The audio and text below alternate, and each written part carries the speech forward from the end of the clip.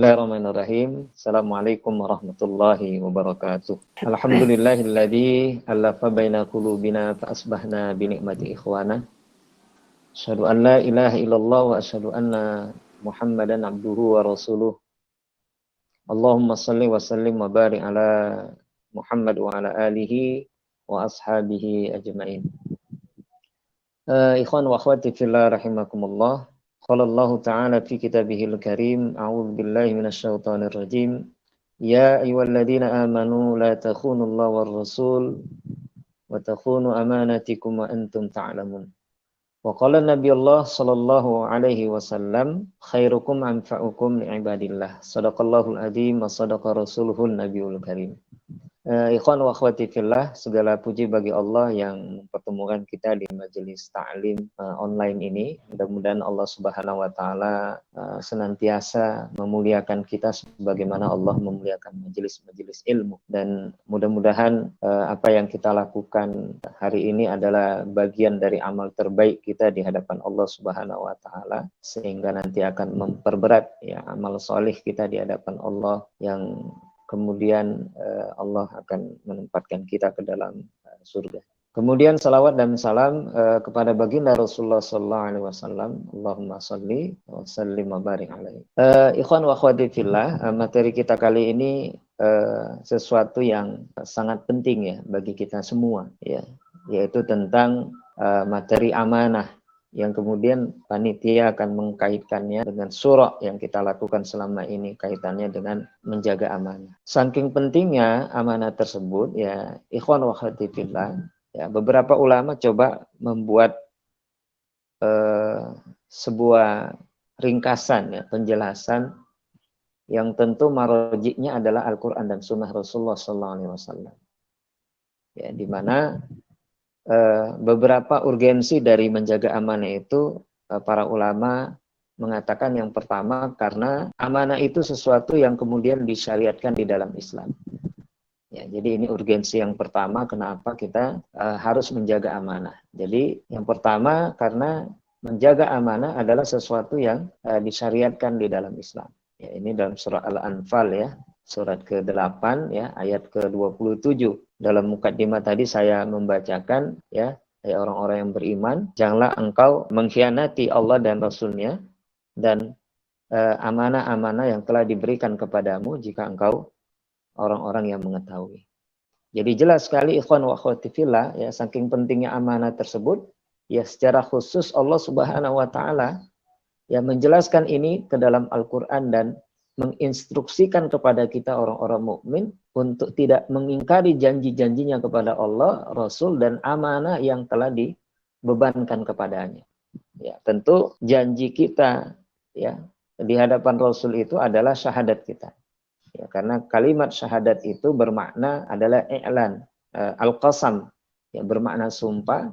Dia juga bermakna janji kita di hadapan Allah Subhanahu wa taala. Dan amanah-amanah selain janji kita kepada Allah dan Rasul-Nya. Nah, jadi ini urgensi yang pertama. Kemudian urgensi yang kedua, para ulama menjelaskan karena menjaga amanah adalah sesuatu yang peringatan yang disampaikan oleh Rasulullah SAW. Nah, jadi Rasulullah memberikan peringatan ikhwan wa akhwati fillah dan mewanti-wanti kepada kita untuk menjaga amanah. Ya, Rasulullah SAW bersabda, menandakan orang-orang munafik apabila ia berkata ia berdusta, kemudian apabila dia berjanji dia ingkar, dan kemudian apabila dia diberikan amanah dia khianat. Ya, di mana dalam hadis ini adalah hadis yang diriwayatkan oleh muttafaq alaihi ya, hadis Bukhari Muslim. Ya, tanda orang-orang munafik itu kata baginda Rasul ada 3. Ya. Apabila dia berbicara dia berdusta, kemudian apabila dia berjanji dia ingkar, dan kemudian apabila dia diberikan amanah dia khianat.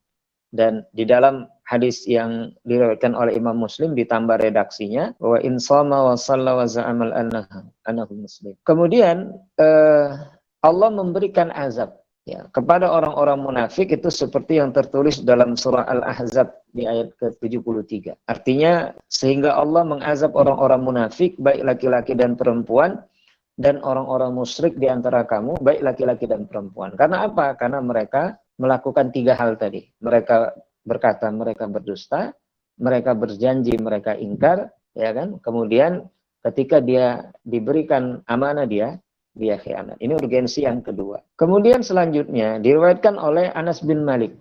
Nah, ini juga masih peringatan yang diberikan oleh Rasulullah SAW tentang orang yang tidak menjaga amanah. Dari Anas bin Malik, ya, kata beliau, Nabi itu tidak pernah memberikan ceramah, menceramai kami kecuali beliau bersabda. Ya, ini hadis ini diriwayatkan oleh Imam Ahmad. Ya, apa kata Rasulullah? Tidak ada iman bagi orang yang tidak amanah, dan tidak ada agama bagi orang yang tidak menepati janji. Ini hadis riwayat Imam Ahmad.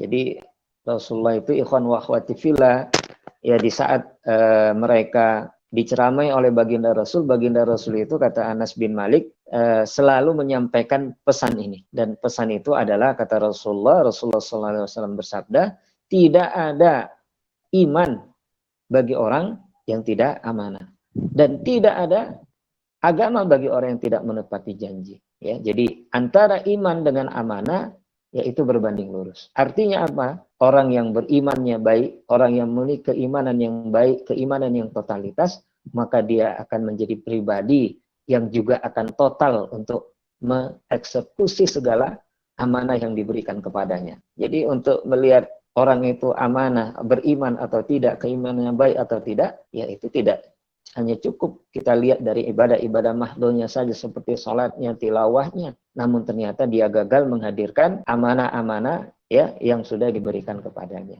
Kemudian tidak ada agama, kata baginda Rasul. Ini lebih parah lagi. Bukan tidak ada iman, tidak ada agama bagi orang yang tidak menepati janji. Makanya antum misalnya pengurus di sebuah organisasi, di lembaga dakwah, antum adalah merupakan hasil dari sebuah proses syura, yang kemudian dari hasil syura itu antum diberikan amanah sebagai keputusan syura tersebut, dan tentunya dalam hal ini antum harus menjalankan dua kebaikan. Yang pertama, antum harus menjaga amanah yang telah diberikan, kemudian yang kedua, antum harus menepati janji-janji antum sebagaimana yang telah diikrarkan ketika antum dilantik menjadi seorang pengurus.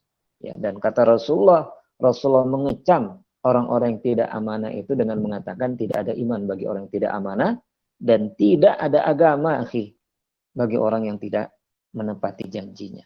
Kemudian dalam hadis yang lain juga dijelaskan, ya ini hadis juga masih dalam riwayat Imam Ahmad. Kata Rasulullah, tidak sempurna iman seseorang yang tidak menjaga amanah. Ya, jadi jelas sekali kaitannya dengan hadis yang lainnya yang diriwayatkan oleh Imam Ahmad juga. Ya, kata Rasulullah, la imana liman la amanatah lahu. Tidak ada iman, tidaklah sempurna keimanan seorang itu, melainkan dia harus menjaga amanah. Jadi amanah itu sangat ya ikhwan wa akhwati fillah, sangat dikaitkan dengan iman, dan cerminan kebenaran baik itu sangat dilihat dari sejauh mana seorang itu mampu menjaga amanah. Ya, apalagi nanti kalau antum sudah berumah tangga, amanah kita istri, itu yang pertama. Kemudian anak-anak kita. Semuanya itu harus kemudian kita pertanggungjawabkan di hadapan Allah. Sampai orang tua yang sudah tua, itu titipan amanah yang Allah berikan kepada kita untuk kita jaga. Ya, ini juga bagian dari amanah. Banyak sekali bentuk-bentuk amanah. Banyak sekali bentuk-bentuk amanah. Sehingga Rasulullah mengingatkan kepada para sahabat. Kemudian sahabat itu sangat menginternalisasi nilai-nilai yang disampaikan oleh Rasulullah terkait amanah ini. Coba antum lihat bagaimana seorang Umar bin Khattab mengeksekusi amanah yang diberikan kepadanya ketika jadi Amirul Mukminin. Apapun dia lakukan, sampai kemudian dia menjaga ya seorang musafir, seorang pedagang yang lewat dari tempat daerah beliau. Ya, beliau menjaga harta perdagangan mereka. Ya, ketika itu Umar bin Khattab ronda ditemani oleh seorang sahabat, saya lupa sahabat ini Sa'ad bin Abi Waqqas atau siapa. Ketika itu Rasulullah, ketika itu Umar mengatakan kepada sahabat ini, wahai sahabat, tidurlah engkau biar aku yang menjaganya. Ini menggambarkan begitu bermujahadahnya para sahabat-sahabat Rasulullah mulia, yang Allah juga memberikan keimanan yang luar biasa kepada orang-orang mulia ini, untuk akhirnya mereka memahami akan besarnya ganjaran Allah ketika kita mampu mengeksekusi amanah-amanah kita, dan begitu besarnya kecaman Allah dan Rasulnya ketika seorang tidak mampu menjaga amanah. Coba antum lihat bagaimana Umar keliling setiap malam melihat siapa ada masalah enggak, ya belusukan ke rumah-rumah penduduk, sampai akhirnya ya ada sebuah peristiwa yang sangat menarik, yang semua peristiwa ini juga sangat familiar untuk kita semua. Ya, di mana ketika itu dia melihat ada kejadian seorang ibu, seorang anak ya, merengek-rengek di hadapan ibunya untuk meminta makan, dan ibunya mengatakan makanannya masih dimasak. Sampai akhirnya sang anak letih dalam penantiannya, tertidur. Dan ketika tertidur, apa yang terjadi? Ya, ketika itu Umar menjumpai sang ibu, dan ketika Umar bertanya, "Wah ibu, apa yang kau masak? Kok begitu lama masakannya masak?" Ketika itu Umar melihat ternyata yang dimasak ibu adalah batu yang kemudian direbus. Ketika itu Umar sangat terpukul sekali. Dia merasa orang yang paling bertanggung jawab dalam hal ini. Karena apa? Karena dia seorang pemimpin. Itu bagian dari job desk utama seorang Umar sebagai seorang pemimpin, yaitu melayani umatnya. Sampai akhirnya apa yang dilakukan Umar? Bersegera melaksanakan, mengeksekusi tugas dia sebagai seorang pelayan umat. Dia angkat bahan makanan itu dengan pundaknya sendiri. Ketika itu dia berikan kepada sang ibu. Ternyata sang ibu tidak pintar memasak. Kemudian dibantu oleh Umar dimasak. Sampai ketika sudah masak, Umar memberikannya dan mengatakan, "Wah ibu, bangunkan anakmu dan beri makanan ini kepadanya." Sampai ibu itu mengatakan, "Wahai fulan, andai kata di hadapanmu ini ada Amirul Mukminin, maka sesungguhnya engkau jauh lebih baik dibandingkan dengan Amirul Mukminin." Ketika itu Umar mengatakan, "Wahai ibu, cukuplah berkata yang baik-baik saja." Padahal orang yang dimaksud oleh sang ibu itu adalah Umar itu sendiri. Ini dia.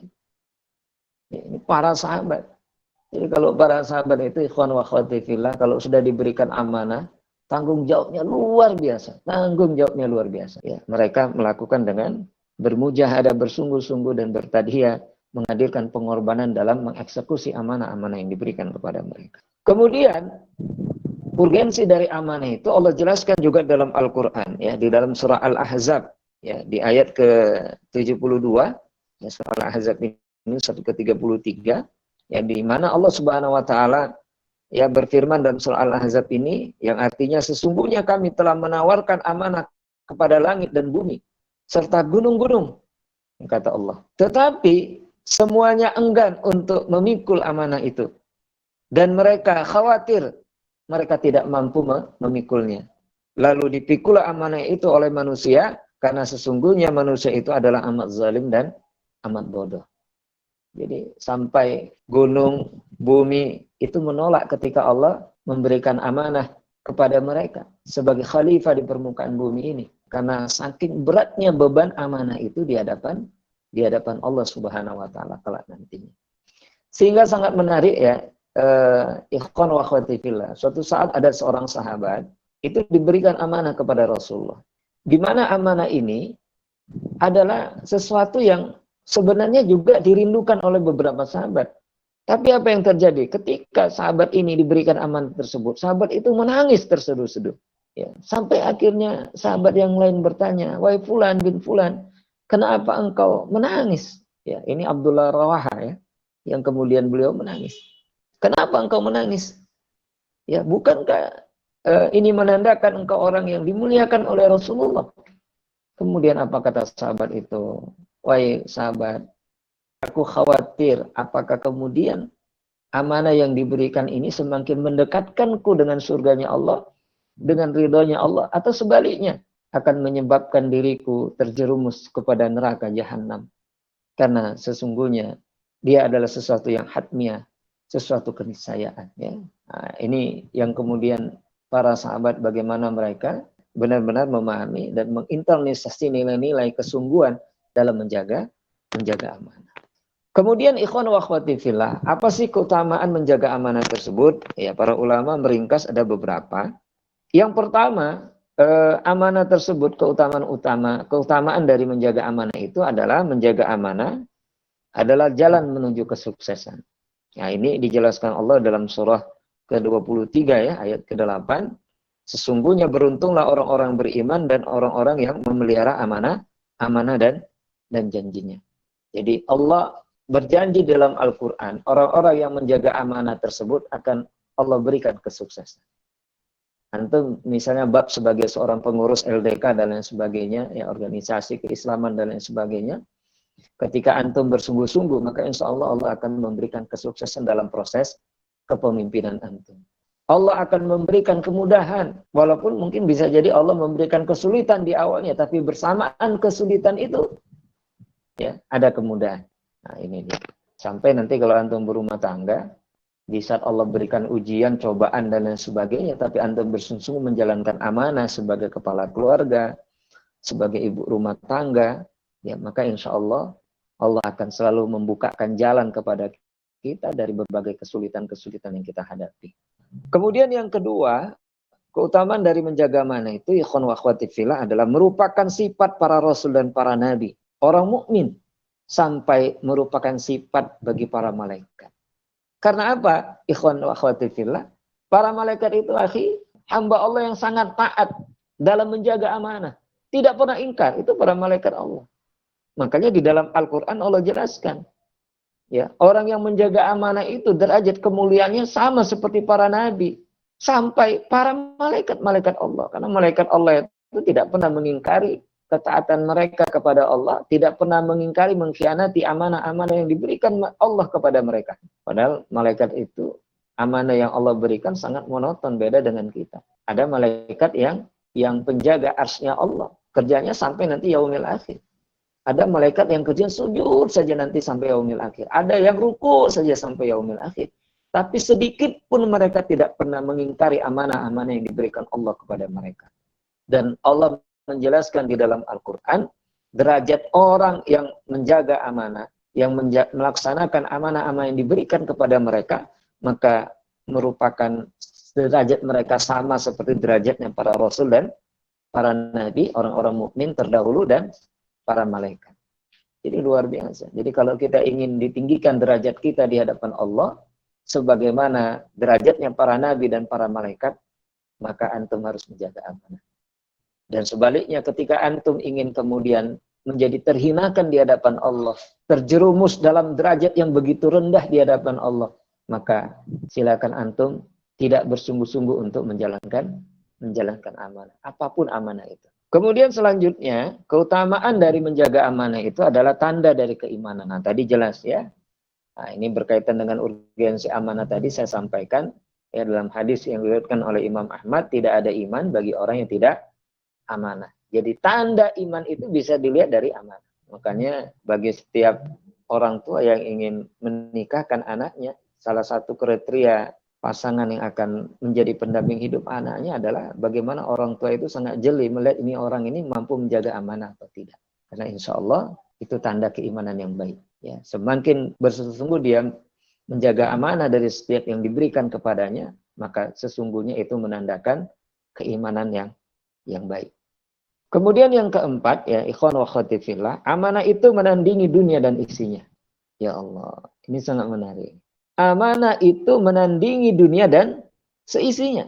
Ya, nah, kata Rasulullah Sallallahu Alaihi Wasallam yang diriwayatkan oleh hadis riwayat Imam Ahmad. Ya, 4 hal yang jika ada dalam dirimu, kata Rasulullah, engkau tidak akan merugi, walaupun engkau kehilangan dunia. Yang pertama kata Rasulullah menjaga amanah. Yang kedua berkata jujur. Kemudian yang ketiga berakhlak mulia. Dan yang keempat menjaga makanan dari sesuatu yang diharamkan Allah Subhanahu wa taala. Ya Allah, ingat 4 hal ini. Selagi 4 hal ini ada pada diri kita, maka kita tidak akan pernah merugi kata Rasulullah, walaupun kemudian dunia meninggalkan kita. Berkata jujur, menjaga amanah, berakhlak mulia, dan kemudian ya, tidak makan makanan yang diharamkan oleh Allah Subhanahu wa taala. Hadis riwayat Imam Ahmad. Kemudian ikhwan wa akhwati fillah, peringatan bagi orang-orang yang berkhianat itu sangat tegas sekali ya. Allah dan Rasulnya mengecam orang-orang yang tidak amanah. Oleh karena itu jangan pernah antum ya bermain-main dengan amanah yang diberikan ya Allah, diberikan makhluk kepada kita. Amanah yang sudah diputuskan dalam sebuah hasil syura, maka tidak ada pilihan bagi kita melainkan kita sami'na wa ata'na, sam'an wa ta'atan, terhadap hasil syura. Karena apa? Hasil syura hanya boleh dirubah dengan syura itu sendiri. Maka setelah diputuskan kita sami'na wa ta'na. Dalam bentuk apa? Dalam bentuk mengeksekusi segala keputusan-keputusan syura. Karena sesungguhnya para ulama mengatakan setiap keputusan syura yang mengikat pada seseorang, maka sesungguhnya itu amanah bagi seorang tersebut. Saya ulang kembali, sesuatu yang diputuskan dalam syura yang mengikat kepada seseorang, maka sesungguhnya itu amanah bagi seorang tersebut. Ini kata para ulama kaidahnya. Oleh karena itu peringatannya sangat besar, ikhwan wa akhwati fillah. Yang pertama, khianat atau tidak menjaga amanah itu adalah sifat yang paling menonjol dari orang munafik. Tadi jelas ya. Sifat yang paling menonjol. Makanya 3 hal yang paling sulit dilakukan orang munafik itu berkata jujur, menepati janji, dan khianat, menjaga amanah itu paling sulit. Makanya kata Allah melalui Rasulnya 3 ciri orang munafik itu ada 3 tadi. Yang salah satunya adalah menjaga amanah. Ya, makanya kenapa kita diperintahkan untuk memilih seorang pemimpin itu yang beriman. Karena Rasulullah mengatakan sebaik-baik harta itu di tangan orang mukmin. Maka sebaik-baik amanah juga itu di tangan orang mukmin. Karena harta kepemimpinan itu adalah amanah. Karena hanya orang yang mukmin sajalah yang kemudian memahami akan keutamaan menjaga amanah dan mengingat Allah sebagai Khalik yang kelak akan kita berhadapan di hadapannya untuk menjaga segala, untuk mempertanggungjawabkan segala amanah-amanah yang Allah berikan kepada kita, ikhwan wa akhwati fillah. Ya, jadi sifat orang munafik. Kemudian yang kedua, ancaman bagi orang yang tidak menjaga amanah itu atau orang yang berkhianat, kata Rasulullah, adalah dipermalukan di hari kiamat. Jadi orang yang tidak menjaga amanah itu kelak di yaumil akhir itu Allah akan mempermalukan mereka. Dengan cara apa? Dalam hadis ya diriwayatkan Bukhari Muslim di sini dijelaskan, ya setiap pengkhianat itu nanti di yaumil akhir akan mendapat bendera di hari kiamat. Disebutkan tertulis dalam bendera itu ini adalah pengkhianat si fulan dan ini pengkhianat si fulan. Jadi ditulis namanya, kemudian ditulis statusnya sebagai seorang pengkhianat. Dipermalukan sama Allah Subhanahu wa taala nanti di yaumil akhir orang-orang yang tidak menjaga amanah. Hadis ini dijelaskan oleh Rasulullah dalam hadis riwayat Bukhari, Al-Bukhari dan Muslim. Jadi dipermalukan orang-orang yang tidak menjaga amanah. Kemudian yang ketiga, orang yang berkhianat yang tidak mampu menjaga amanah tersebut adalah orang-orang yang tidak disukai Allah. Jadi orang yang dibenci Allah itu orang apa? Yang berkhianat. Nah, antum kalau belajar misalnya tadabbur ya, surah As-Saff ya, ayat 1 sampai 14 itu kalau kita belajar dari tafsir Ibnu Katsir tentang asbabun nuzul dari surah As-Saff itu kan ketika para sahabat itu berkumpul di satu tempat. Ketika itu mereka bertanya, saling berdiskusi, kira-kira amal apa yang paling dicintai oleh Allah Subhanahu wa taala? Akhirnya mereka bersepakat untuk mengutus salah satu di antara mereka untuk bertanya kepada Rasulullah. Tapi akhirnya nggak ada pun satu utusan yang akhirnya pergi. Asik ngomong aja, cerita, diskusi, dan lain sebagainya. Sampai akhirnya diutuslah seorang sahabat datang kepada mereka yang kemudian membaca surat As-Saff ini. Maka secara otomatis rasa ingin tahu mereka tentang amal apa yang paling dicintai Allah itu terjawab. Karena apa? Sahabat ini membaca surah As-Saff ayat 1 sampai dengan ayat 14. Dan konten dari surah As-Saff itu, ikhwan wa akhwati fillah, itu ada 3 kontennya. Yang pertama, ya, surat As-Saff itu menjelaskan tentang amal apa yang paling dicintai oleh Allah Subhanahu wa taala. Kemudian yang kedua, tentang amal apa yang paling dibenci sama Allah. Termasuk orang yang mengamalkan yang paling dibenci Allah. Yang ketiga, tentang amal apa yang paling tinggi derajat kemuliaannya di hadapan Allah. Maka salah satunya adalah ya ayyuhalladzina amanu lima taqulu ma la taf'alun kabura maqtan 'indallahi an taqulu ma la taf'alun. Nah, ini diperuntukkan untuk orang-orang munafik. Walaupun gaya bahasanya diperuntukkan untuk orang beriman. Ya, kata para ulama mengatakan kenapa di situ hanya orang-orang beriman tidak dikatakan ya ayyuhal munafik, ya ayyuhal munafikun, tapi ya ayyuhalladzina amanu. Ya, Allah ingin mewanti-wanti orang beriman juga bisa terkena dalam amalan kemunafikan. Orang beriman juga bisa berdusta, terpleset dalam perkataan dusta. Orang beriman juga bisa ingkar janji, tidak khianat. walaupun tidak diklaim sebagai orang-orang munafik, tapi bisa terjerumus. Makanya Allah ingin mewanti-wanti dalam bentuk ar-Rahman-Nya Allah terhadap orang-orang beriman. Jangan sampai seperti orang munafik. Yaitu apabila mereka berkata, berdusta, mereka berjanji, ingkar, mereka diberikan amanah, dia khianat. Dan kata para ulama tafsir, ya surat As-Saff itu bicara tentang golongan orang yang sangat dibenci Allah. Amalan yang sangat dibenci Allah. Ya salah satunya adalah amalan kemunafikan. Oleh karena itu, ya karena berkhianat adalah ciri orang-orang munafik, dan kemunafikan serta amal kemunafikan itu adalah sesuatu yang sangat dibenci Allah. Jadi orang yang sangat dibenci Allah salah satunya adalah orang yang berkhianat. Ya, itu jangan pernah berkhianat. Kemudian yang keempat, ya, kecaman bagi orang berkhianat. Ternyata berkhianat itu selain sifat dari orang-orang munafik, di dalam Al-Quran dalam surat yang kelima, ya, ayat ke-13, Allah menjelaskan ternyata ya khianat itu merupakan sifat orang-orang Yahudi. Makanya orang Yahudi itu paling suka berkhianat. Jadi bukan kolonial Belanda saja ya yang berkhianat. Ya, jagonya berkhianat itu orang-orang Yahudi, itu Allah jelaskan dalam Al-Quran. Kemudian yang terakhir, ya ikhwan wa akhwati fillah, orang yang berkhianat itu mendapat kecaman, di mana Allah menjelaskan dalam surah ke-66 ayat 10. Di sini dikatakan bahwasanya khianat itu adalah merupakan jalan menuju neraka. Jadi salah satu jalan pintas menuju neraka itu khianat, tidak menjaga amanah. Oleh karena itu ikhwan wa akhwati fillah, mudah-mudahan Allah memuliakan kita menjadi orang-orang yang mampu menjaga amanah dengan menghadirkan minimal 2 sikap tarbawi kita dalam menjaga amanah. Yang pertama adalah al-jiddiyah, kita bersungguh-sungguh menjalankan amanah. Ini ciri keberimanan kita ketika kita menjaga amanah, ketika kita mampu menjaga amanah.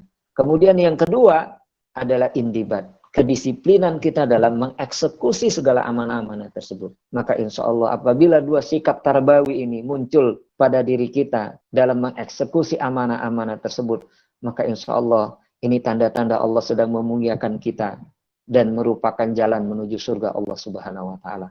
Sebagaimana khianat adalah jalan pintas menuju neraka, maka menjaga amanah adalah merupakan jalan menuju surganya Allah Subhanahu wa Ta'ala. Wabillahi nasta'in, wallahu a'lam bishawab. Wassalamualaikum warahmatullahi wabarakatuh.